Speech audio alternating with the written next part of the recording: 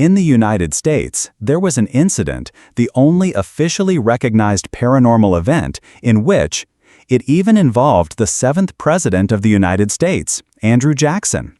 In this video, we will visit a small town in Tennessee that was once plagued by an evil spirit. Its vengeful entity became known in American history as the first spirit accused of causing a person's death. This is the legend of the Bell Witch. Outside the Tennessee capital of Nashville lies a small town called Adams. Like countless other small towns in America, it is quiet and peaceful, often overlooked by passing travelers. But if you peel back its simple facade, you will uncover a dark past. A legend about a haunting spirit that began over 200 years ago, and is said to continue to this day. Starting in 1804, John Bell, along with his wife Lucy Williams Bell and 10 other families from Edgecombe County, North Carolina, set out on a journey to settle in the Red River area of Tennessee. In the years that followed, the Bell family became successful farmers, thriving in their new home.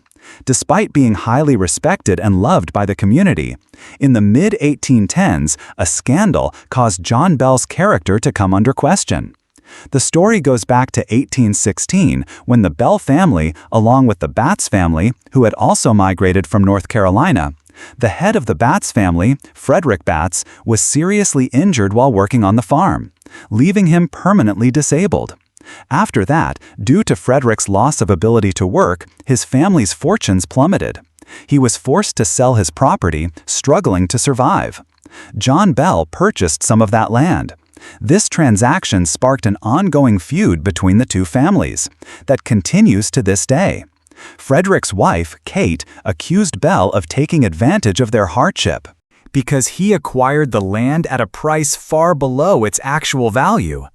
She swore to Bell that she would make his entire family pay for this wrongdoing.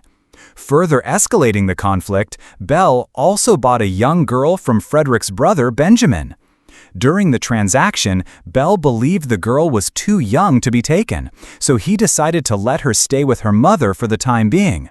But when Bell came to claim her, Benjamin tore up the agreement, claiming the girl's value far exceeded the amount paid. After much dispute, Bell, at a loss, sold the girl back to Benjamin at the original price. And so, in this way, he extracted even more money from the Batts family. At this point, Bell thought the dispute was resolved, hoping to have no further dealings with the Batts family.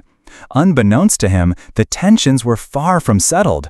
Shortly after the girl transaction was resolved, Benjamin Batts sued Bell for extortion. Bell was unaware of this lawsuit and thus failed to appear in court to defend himself. As a result, the court ruled in Benjamin's favor. The verdict quickly spread back to the Red River area. When the local church learned of this, they expelled Bell from the church. Despite Bell's protests, this decision was not reversed. People believed this evil spirit invaded their home, planting the seeds of misfortune. Because her husband was incapacitated, Kate Batts became the family's representative. She had a sharp and harsh personality, which made her an outcast in the town. It wasn't just her personality, but also because people often saw her sneaking around in the church, doing who knows what. As a result, rumors and gossip began to spread. People firmly believed Kate was practicing witchcraft. The townsfolk speculated that her husband's misfortune was God's punishment for her dabbling in dark magic.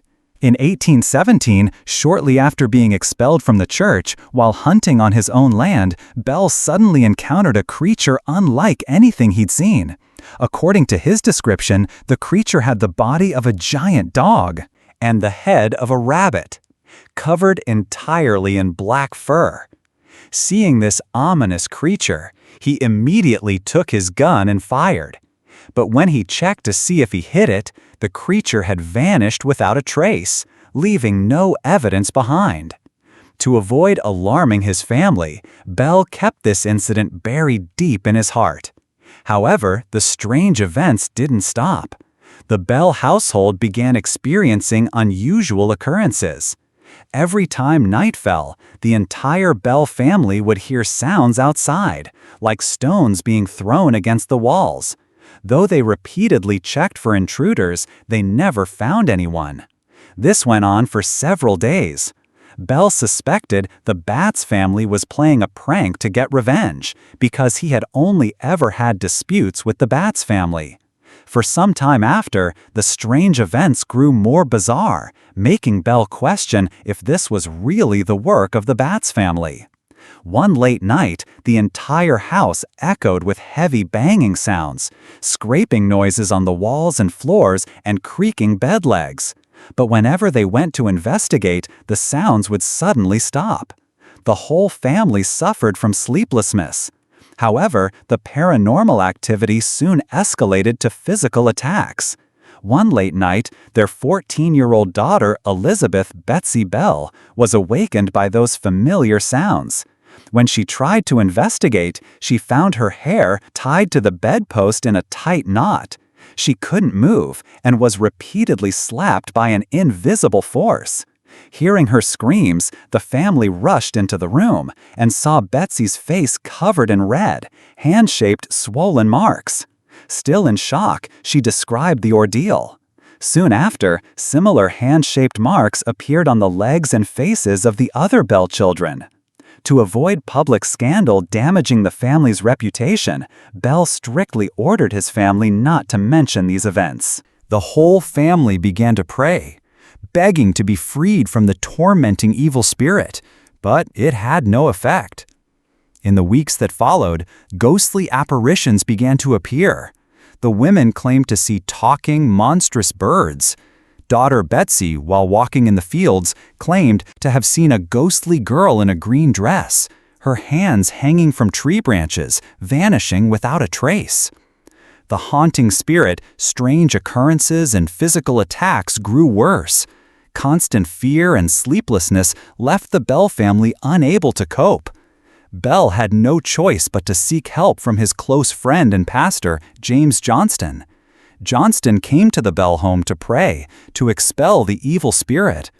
During the prayer, Johnston loudly demanded the name of the evil spirit, and from the void came a response that no one could understand. After several failed attempts to exorcise the spirit, Johnston suggested to Bell to seek help from other pastors. Though reluctant, Bell agreed. And so, news of the paranormal events at the Bell home quickly spread, far beyond anyone's expectations. Residents from nearby areas and even distant visitors flocked to the Bell home to witness the spirit's activities. Eventually, the news reached an Army general, the future U.S. President Andrew Jackson. After hearing about it, Jackson refused to believe in such things. What evil spirit or demon could withstand my bullets? He decided to lead a small team of soldiers to the Bell home to confront this demon himself. On the way to the Bell home, one of his men claimed to have brought silver bullets and declared they would use them to kill the spirit. But as the group approached the Bell property, the wagon wheel suddenly jammed and wouldn't move. No matter how hard the soldiers and horses tried to pull, the wheels remained stuck. Just as the group was about to give up, it said one of Jackson's aides apologized for the soldiers' earlier remarks, and the wagon immediately moved freely again, as if nothing had happened. Later, Jackson's team finally reached the Bell home. The original plan was to stay at the Bell home for a few nights, but the group left after just one night, back to Nashville. Though official records don't state the reason, it said, Jackson remarked, "I'd rather face an entire British army alone than spend one night in the Bell home." Does this suggest that Andrew Jackson and his men truly encountered the so-called evil spirit at the Bell home? Strangely, not all members of the Bell family were tormented by this spirit. Lucy Williams Bell, John Bell's wife, was never harassed by the spirit. In 1820, she fell ill with severe pleurisy. It said that while Lucy was bedridden, she often heard a woman's voice singing comforting songs, and hazelnuts and grapes would inexplicably appear on her bed. Gradually, Lucy's condition began to improve, and she eventually fully recovered. As Lucy's health improved, her husband's health rapidly deteriorated. On the morning of December 20, John Bell was found dead in his bed. It said a strange, pungent odor emanated from Belle's mouth, and a small bottle containing a murky liquid was found nearby, emanating the same odor.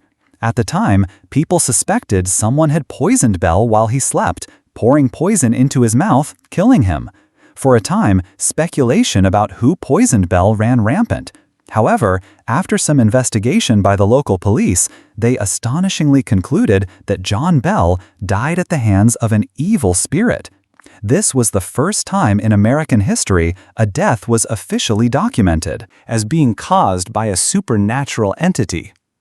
So why did the evil spirit target the Bell family?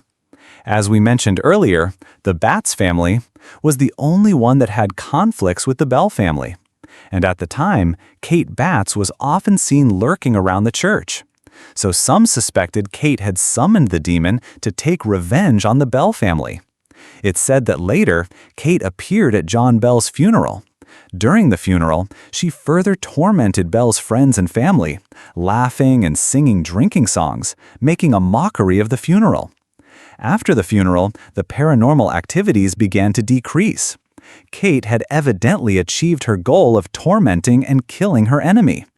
The Bell family thought the evil spirit was gone forever, until the spring of 1821, when Elizabeth Betsy Bell was proposed to by a young man named Joshua Gardner. Betsy again saw the ghost of the little girl in the tree, who warned her not to marry this man. Fearing to take the risk of whether the haunting would resurface, Betsy called off the engagement, and Gardner moved away from the area. So how should we interpret this case? Was it really the work of a demon? Given the lack of historical records from that time, the full truth of the events may forever remain a mystery. You must know that in those days, most people were illiterate. Many stories were passed down orally over the years, through word of mouth, making it impossible to verify how much is true or embellished. Anything is possible. Many so-called paranormal events may have been a cover for the truth of John Bell's murder. It's worth noting that Lucy Bell, John Bell's wife, had a brother named John Williams, Jr., and John Williams, Jr. was the father of Kate Williams Batts, so their relationship was a bit complicated.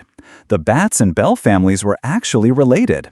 John Bell's wife was Kate Williams Batts' aunt. So some later suspected that Bell's death might have been a conspiracy between Kate and Lucy. This could explain why the demon never tormented Lucy. However, as mentioned earlier, John Bell's children were repeatedly harassed by the demon. If it was really Kate and Lucy conspiring together, would Lucy really allow her niece to torment her own children? Another thing worth mentioning is that Richard Powell, the man Betsy eventually married, historical records show Powell had been married once before. But during that marriage, he developed feelings for Betsy. Later, his wife died in 1821, the same year Gardner proposed to Betsy. So we can reasonably suspect, could it be that Powell was unwilling to let go? So, based on the previous paranormal rumors surrounding the Bell family, he fabricated the ghost of a little girl to make Betsy reject Gardner's proposal. Powell was educated and knowledgeable, perhaps capable of creating strange events that people at the time couldn't explain, thus inducing mass hysteria. However, this hypothesis is unlikely, but not entirely impossible. On the other hand, some firmly believe the entire event was completely real, thinking that Kate Batts summoned a ghost or demon to seek revenge for her family's grievances. To this day, strange occurrences still happen in the area. Local residents, including modern Bell family members, have experienced many inexplicable eerie events. As a young child, Bob Bell witnessed his grandmother in a state of extreme terror. She called his father, saying the house was always making strange noises, asking him to come check it out. When they arrived, at first everything seemed normal, until they entered the kitchen where the cabinet storing the dishes was wide open, with plates scattered all over the floor. Strangely, all the dishes were completely undamaged. Another recent incident involved Tim Hansen, a local historian and director of the town museum. According to him, visitors to the Bell estate are warned by staff not to take any items.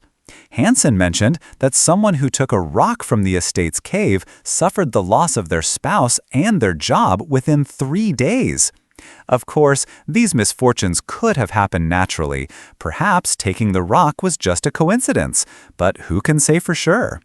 So, if you visit the Red River area and the town of Adams today, when you talk with local residents, you may not immediately believe in the supernatural, but we hope you approach the Bell House with a sense of caution and maintain the proper respect and awe. All right, thank you all for watching until the end. That's it for today's video. This is the Mystery Bureau channel. See you next time.